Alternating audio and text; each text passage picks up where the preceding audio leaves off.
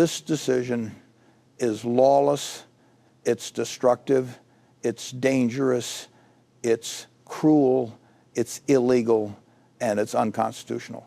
Donald Trump has done a lot of bad things in the last week, but nothing's worse than this. Let's very responsible measure. Again, the past 4 years, we've seen the Biden administration spend money like drunken sailors. It's a big reason we've had an inflation crisis in this country. And it's incumbent upon this administration to make sure, again, that every penny is being accounted for honestly. Those affected by President Trump's federal funding freeze have a little longer to clear up confusion over the order. A federal judge has temporarily halted it. Earlier today, Senate Democrat Chuck Schumer sharply criticized the action. Okay, so Trump's financial empire is in absolute free fall after a federal judge issued an emergency order freezing virtually all Trump Organization assets following explosive findings of systematic fraud and Trump's failure to post the massive bond required to delay a historic civil judgment that could permanently dismantle the business dynasty he's built his entire identity around. This isn't some routine legal setback. This is a court stepping in and essentially taking control of the entire Trump Organization, its real estate holdings, its business accounts, and even Trump's personal financial access. We're talking about Trump Tower Mar-a-Lago, his hotels, his golf courses, everything that has ever defined Donald Trump as a businessman. Completely frozen, completely untouchable. Trump cannot sell anything. He cannot transfer ownership. He cannot hide assets. He cannot even use his own properties as leverage to secure loans.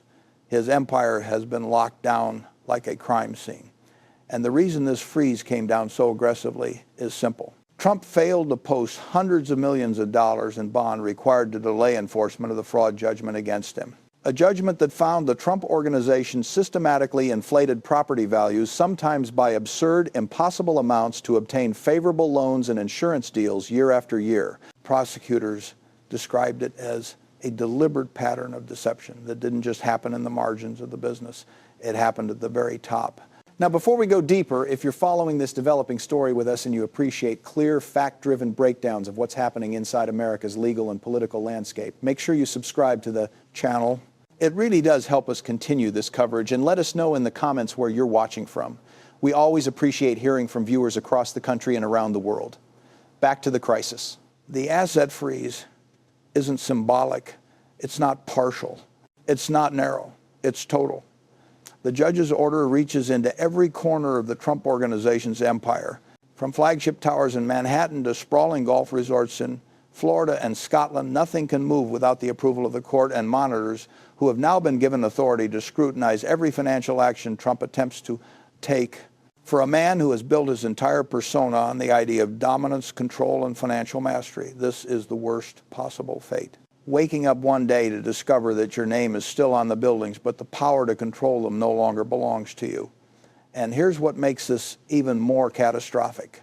With all assets frozen, Trump can't access equity. He can't borrow against properties. He can't shuffle assets, not even internally, between his own companies to create the liquidity he needs to pay his mounting legal bills or continue his political operations. Trump's entire business model for decades has been about maneuverability, moving assets between entities, refinancing properties, leveraging debt. That entire playbook has now been destroyed by a single court order. Financial experts are calling this the equivalent of pulling the emergency brake on a train going full speed.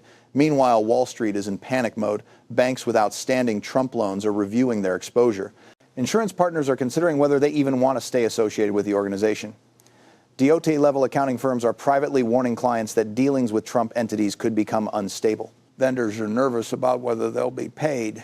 Employees across Trump properties, from hotel managers to golf course staff, are bracing for the possibility of layoffs, operational freezes, or ownership changes. This isn't just Trump's problem anymore. The shock waves are radiating outward across multiple industries that have financial ties to him. The psychological toll on Trump is also likely immense. Court-appointed receivers could soon step in and run the Trump Organization as if it were a failing company in distress. They would decide which assets stay, which assets go, and if necessary, what properties need to be liquidated to pay the judgment. Imagine the Trump brand, which has been marketed for decades as a symbol of wealth and success, being stripped off buildings by court officers because the organization can no longer legally maintain them. That visual alone would be a devastating blow to Trump's political image, an image he depends on for survival in an election cycle where strength and success are his selling points, and the political implications are massive. Trump's campaign strategy has always relied on projecting wealth, power, and independence. But what happens when you suddenly can't pay your legal team? What happens when you can't self-fund campaign operations, can't finance rallies at the scale you used to, can't run ads in battleground states because your accounts are frozen and every dollar you spend is under scrutiny? Donors who once viewed Trump as a strong, financially unshakable leader are now quietly questioning whether they're supporting a candidate whose empire is collapsing from the inside. And political opponents are already crafting attack ads framing Trump not as a successful businessman, but as a man whose empire was built on fraud and is now being dismantled by the courts piece by piece. This is just the beginning. The scale of what's unfolding is almost impossible to exaggerate. Trump is facing not just a financial crisis, but an existential one, legal, political, personal, and historical. And the courts are only getting started. The freeze covers everything, and the scope of it is so staggering that even seasoned legal analysts are saying they've never seen anything quite like it for someone of Trump's stature. We're not talking about one disputed property or a narrow injunction. We're talking about the legal equivalent of putting an entire corporation into a glass box and telling the owner he can look but he can't touch. Trump's lawyers are reportedly in crisis mode, scrambling to convince the courts that the freeze is too broad, too suffocating, too crippling for normal business operations to continue. But the judge's order makes clear that this wasn't done lightly.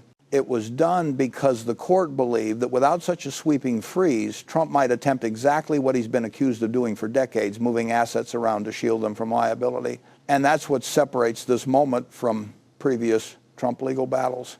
In the past, Trump has always had room to maneuver. When lawsuits hit, he countersued. When debts came due, he refinanced.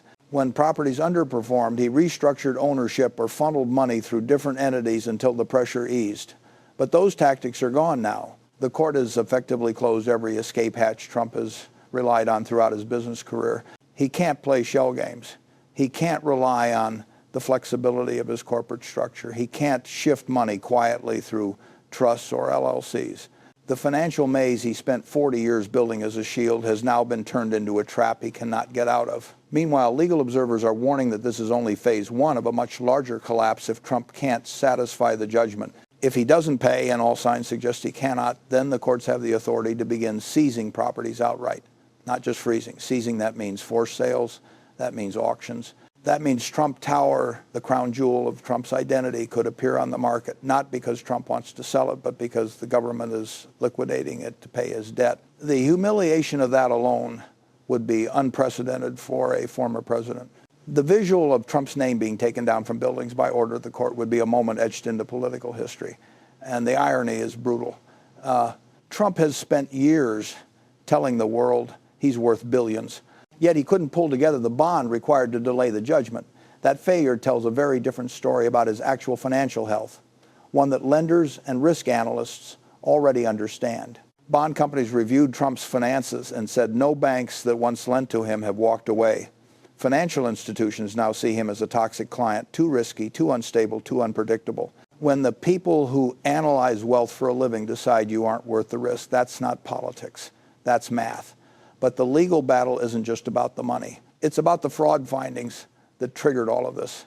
Those findings didn't come from political rhetoric or media spin. They came from documents, accountants, statements of financial condition, internal communications, the raw materials of business operations. And what those materials revealed was a systematic pattern of inflating property values to mislead banks and insurers. Not by a few percent, not by negotiable margins, but by hundreds of millions of dollars at a time, inflating a penthouse from 1,000 square FT to 3,000, claiming a property was worth 5 times what comparable sales suggested, creating valuations that no rational lender would believe unless they trusted Trump personally.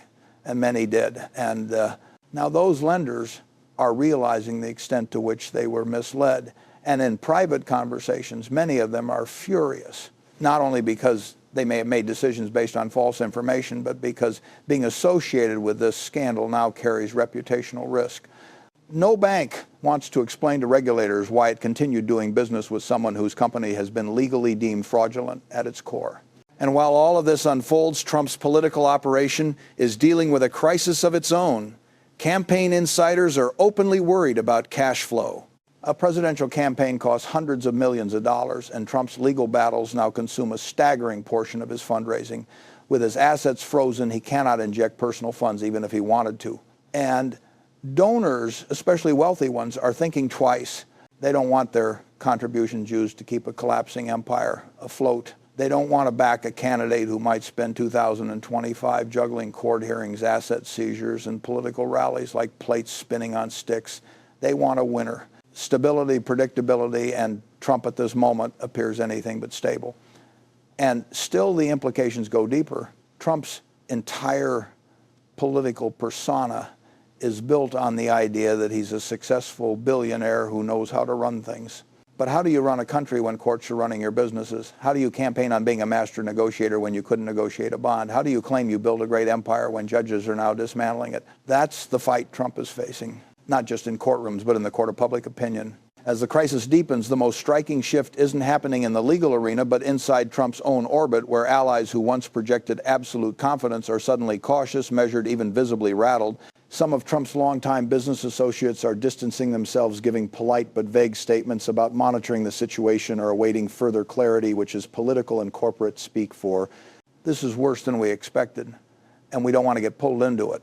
Former executives who once praised Trump's financial genius are privately acknowledging that the findings of fraud are impossible to dismiss as partisan attacks because they're grounded in paperwork his own company produced. And it's not just the insiders.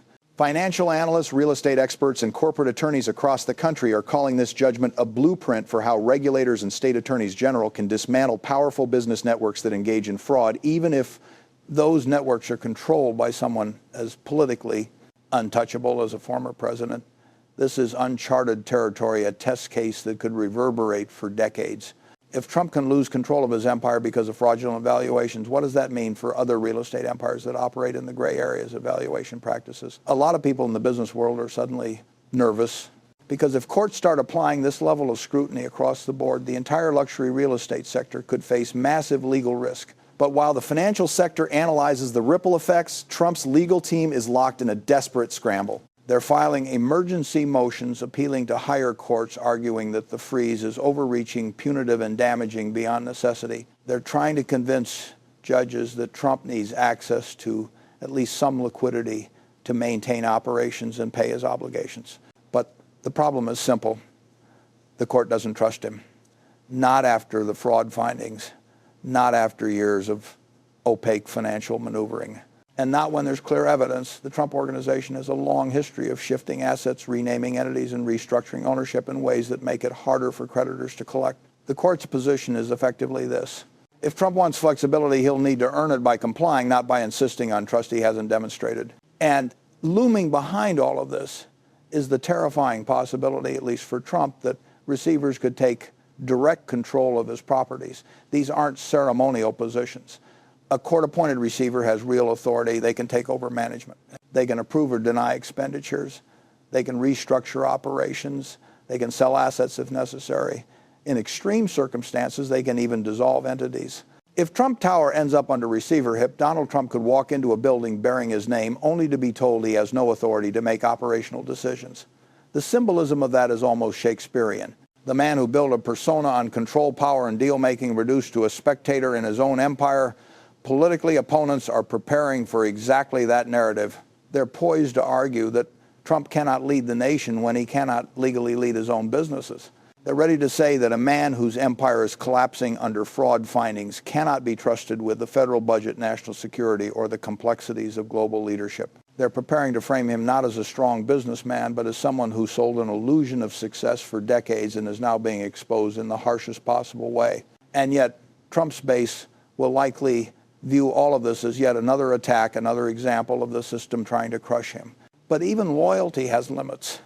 When the structural realities start to shift, when rallies shrink because funding dries up, when advertisements disappear because cash isn't there, when legal setbacks become weekly headlines and criminal trials compete for time with campaign events, Supporters might stay emotionally invested, but financially, that's another story entirely. And then there's the campaign question. How do you run for president when your attention is divided between political combat, legal strategy, and financial triage? Trump has always thrived on chaos, but this isn't the kind of chaos he controls. This is chaos imposed on him. Courtrooms, judges, prosecutors, creditors, financial monitors.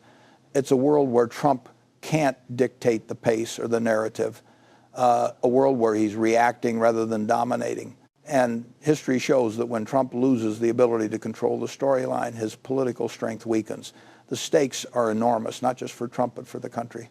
Because if this crisis escalates, and every sign suggests it will, we may soon be witnessing something no American has ever seen. A former president and current presidential candidate watching his entire financial empire be either frozen, dismantled, or sold off under court supervision while he campaigns for the most powerful office on earth. It's unprecedented. It's destabilizing, and the outcome is far from clear. As this financial disaster grows, another dimension of the crisis is starting to take shape. The psychological unraveling that comes when a man who built his identity on wealth, power, and control suddenly faces the real possibility of losing all three at once. People close to Trump say the mood around him has shifted dramatically. He's oscillating between defiance and panic, between promising total victory on appeal and privately demanding to know how this could have happened. For decades, Trump operated in a world where lawsuits were just another form of negotiation, where financial setbacks were temporary inconveniences that could be handled with aggressive lawyers and creative accounting. But this time, none of those tricks are working. And for the first time, the consequences aren't limited to a single property or a single deal. They're engulfing everything. The psychological impact of that cannot be overstated. Trump has always presented himself as untouchable, as someone who could bend systems to his will, as a businessman who always finds a way out. Yet now judges are issuing orders he cannot counterbalance. Financial institutions are refusing to back him, and prosecutors are laying out findings of fraud so detailed that even his most loyal defenders struggle to ignore them. It's a crisis that strikes at the core of his mythology, not just his finances, but his identity. Meanwhile, the political world is bracing for the next stage of fallout. Campaign strategists from both parties are treating this like a political earthquake whose aftershocks will shake the entire 20, 25, and 2026 cycles. Democrats see an opportunity to redefine Trump permanently, not just as controversial or divisive, but as fundamentally fraudulent, someone whose entire business reputation was built on lies and deceit. Republicans, on the other hand, are terrified of being dragged into the collapse. Some fear that being too closely tied to Trump could place their own campaigns at risk, especially in competitive districts where voters want stability and credibility. Not a candidate associated with a collapsing empire and a legal firestorm. Behind closed doors, GOP officials are asking questions that would have been unthinkable even a year ago. Can Trump actually make it to Election Day financially intact? Can he legally serve if his assets remain under court control? And perhaps most importantly, will the party be forced to step in if the financial and legal situation spirals to a point where Trump becomes too compromised to continue? These are the conversations happening quietly, cautiously, out of public view, but they're happening. And then there's the broader question. What happens to the Republican brand if Trump's business empire is dismantled in real time during a campaign? The GOP has spent years aligning itself with Trump's persona as a successful businessman who represented strength and prosperity. If that image collapses completely, the political cost could be enormous. The party could face a crisis of identity, forced to distance itself from the very figure who reshaped it. At the same time, financial regulators and legal scholars are studying this moment as a potential turning point in how courts handle business fraud, especially involving figures who operate high-profile enterprises with complex webs of subsidiaries. The message being sent is unmistakable. No amount of fame, influence, or political power exempts someone from legal accountability. And if Trump's empire can be frozen, monitored, and forced into potential liquidation, then no business titan is beyond reach. But the most immediate consequence, one that could unfold at any moment, is the possibility of a forced sale. If Trump cannot secure the funds to satisfy the judgment, the court can authorize receivers to begin selling off pieces of the empire. And if that happens, it will be done at market prices, not Trump-inflated valuations. Buildings will go for what they're actually worth. Properties will be assessed by independent professionals, and the Trump brand will be evaluated not through self-promotion, but through the hard reality of market demand. That process would expose in the most public and humiliating way possible the difference between Trump's claims about his wealth and the actual financial reality behind the curtain. And it wouldn't just be a loss of money. It would be the dismantling of a persona that Trump spent his entire adult life crafting. The golden towers, the lavish estates, the image of success, all of it tethered to his political identity, all of it now vulnerable to seizure. As this crisis accelerates, one thing is becoming clear. Donald Trump is no longer fighting simply to preserve his wealth. He's fighting to preserve the image of himself that he has spent decades selling to the American public. Because if the courts take that away, if they take the towers, the golf courses, the hotels, the brand, what remains is a question Trump has never allowed anyone to ask without the empire, without the illusion of unmatched success. Who is he? And can he survive politically without the myth that made him? The next phase of this crisis will answer that question. And the stakes for Trump, for the political landscape, and for the country could not be higher. And that brings us to the most unsettling truth in all of this. We are watching a former president's financial empire collapse in real time. Not because of politics, not because of partisanship, but because of the courts, the evidence, and the rule of law. This is not spin. This is not campaign messaging. This is the judicial system laying out piece by piece what it believes actually happened inside the Trump organization for decades. And as these consequences unfold, Trump is finding himself boxed in from every angle. His assets are frozen. His lenders are gone. His legal fees are skyrocketing. His campaign is struggling for oxygen. And now, for the first time in his public life, the thing he has always relied on, money, image, the myth of invincibility, is slipping out of his hands faster than he can grab it. But the real question, the one this country will have to grapple with, is what happens when someone whose business is crumbling, whose finances are under judicial control, whose legal liabilities are growing by the day, still wants to be president of the United States? What happens when the pressures of private collapse collide with the powers of public office? What happens when a political campaign becomes, in effect, a shield against financial ruin? Because that is where we are now. Not speculation, not theory. Reality. A former president running for office while judges control his assets. Creditors circle like sharks. And prosecutors pursue cases that could redefine the limits of presidential accountability. And whether you support Trump or oppose him, whether you believe he's being unfairly targeted or simply facing long overdue consequences, the fact remains these next months will determine not only the fate of one man, but the strength of the legal system itself.